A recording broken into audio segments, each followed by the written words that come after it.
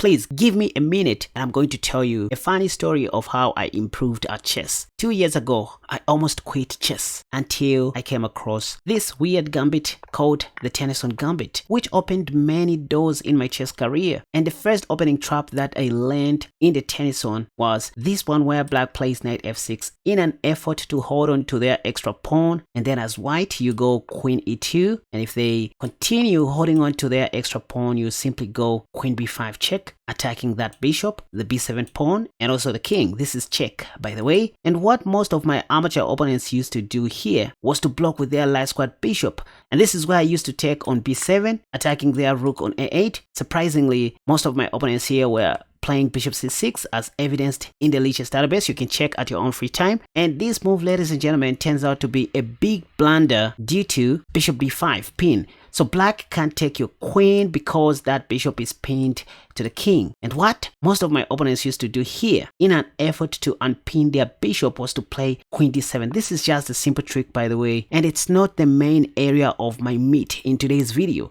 I just want to make a point. Whenever you see queen d7, just know you're going to win after bishop takes. It looks like black can still stop you from capturing their rook on a8, but this is simply checkmate. This was the first opening trick, or dubious trap that I learned in the Tennyson Gambit before someone else taught me this other common trap where we win black's queen in like 6 moves after knight takes f7 sacrifice, double attacking the queen and the rook. We all know that after king takes, there is simply bishop g6 check, not allowing the black king to go back. So on the next move, you grab that free queen.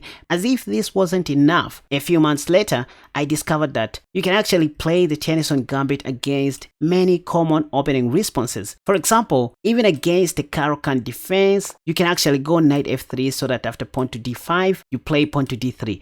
Yes, this has also been played at the top level, as you can see in the Masters database. The only difference is after pawn takes, grandmasters prefer taking back with their d pawn. But anyway, you can see 5 games here where white played knight g5. And the point is, after e takes d3, you still take back with your bishop. And if black plays the top played move, both in the Masters database and in the Lichess database, knight to f6, you simply go knight takes f7 once again. The Tennyson Gambit knight sacrifice, which wins the queen on the next move, like after bishop g6. There is so much more to learn from these dubious gambits, you guys. And this is my confession right now. The Tennyson Gambit is what brought me back to chess. Like, for real, I got tired of opening theories, normal chess, and other things. Since then, I've been playing the Tennyson against all kinds of chess players, be it strong players or weak players, and I'm not afraid of losing because I'm always learning new things. So I intend to play something like this against any random opponent on Lichess. If they play the Scandinavian defense, the Skyrocket, the Perk, or even the Sicilian defense, I will play the Tennyson line for real. So you guys have all the reasons to wait and watch up to the end. And as usual, I'm going to give you some top secrets of strong players during the game. So let's go. Right, here we go. I am playing against a 2261 rated player, and funny enough, this is what? A rated match. I did not intend to do this, you guys. Let's play the Tennyson Gambit against the Skyrocket defense. Okay, my opponent is clever enough not to fall for my dirty tricks. I guess this is the right time to play what else? h3, stopping bishop g4, why not?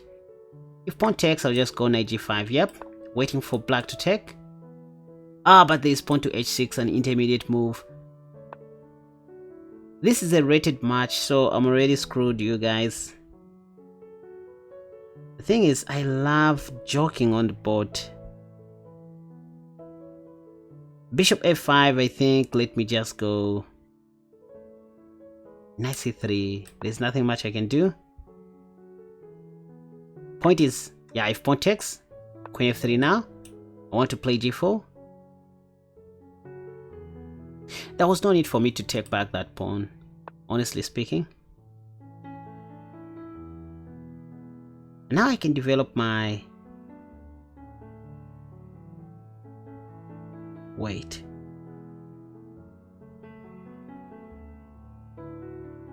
Let me just take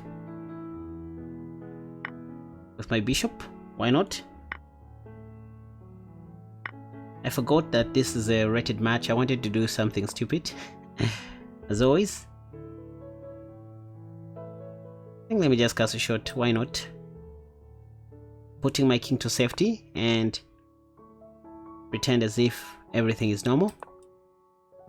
So when you play a gambit, quick development is the key. Let me take.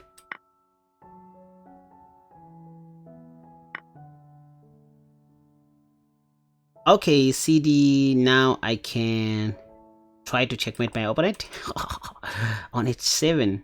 But I guess we're going to see bishop takes, after which I'm going to take back with my bishop. Yep. If pawn to f6, I'll just retreat my bishop back to e3. Let's see what my opponent is going to do now. Come on. Only move pawn to f6, only sensible move. Yep, now pop. Bishop e3. There we see queen d7. I have nothing to lose. I have nothing else to lose. Just pawn to f4 and forget about it. Knight c6 and rook a e1. Why not?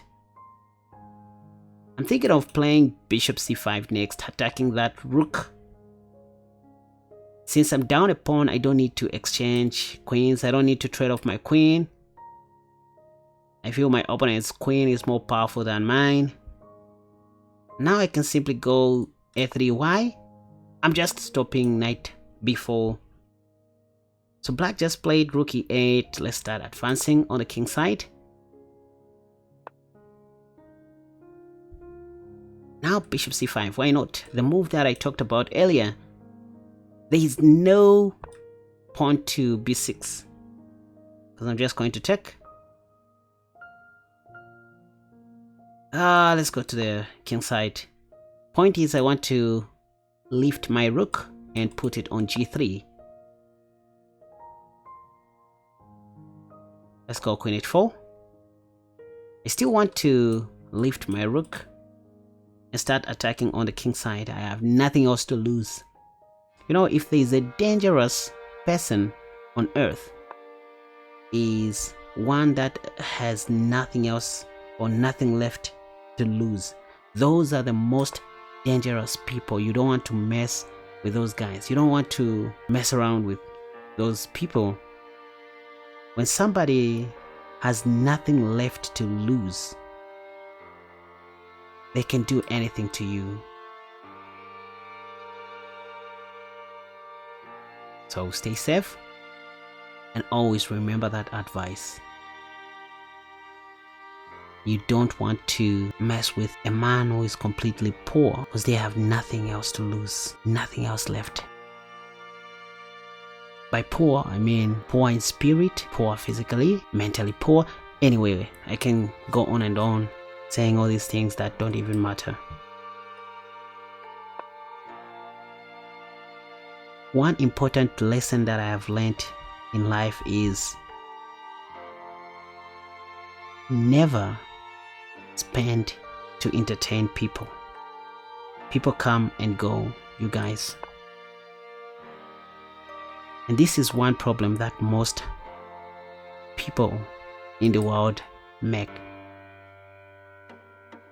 You know, buying unnecessary things that they don't need with money that they don't have to impress people that don't even like them.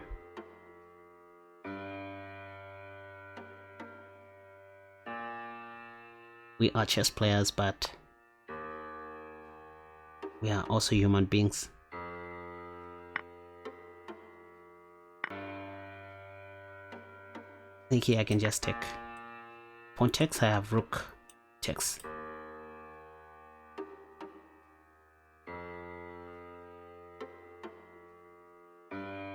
Again, I can just take. Nothing has changed.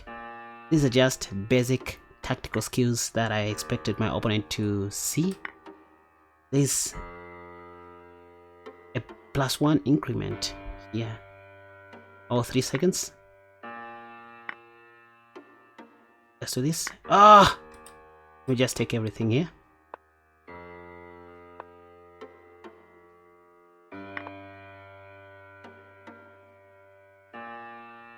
want to give a check. Let's do this. Yep. So I'm just winning. Clearly.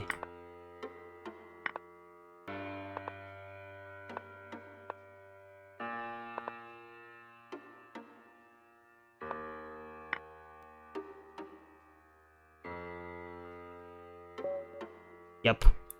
So I just won a game against a 2261 rated player. Sadly, this was a rated match. I usually play casual games for a reason. I don't want to steal from my opponents. You know what I mean? One last life advice I can give is never play with your job. People are employed for their qualifications but fired for their attitude. It's all about attitude, guys. Because if you think about it, 90% of jobs can be taught. So don't take your job for granted. Your best asset is your attitude.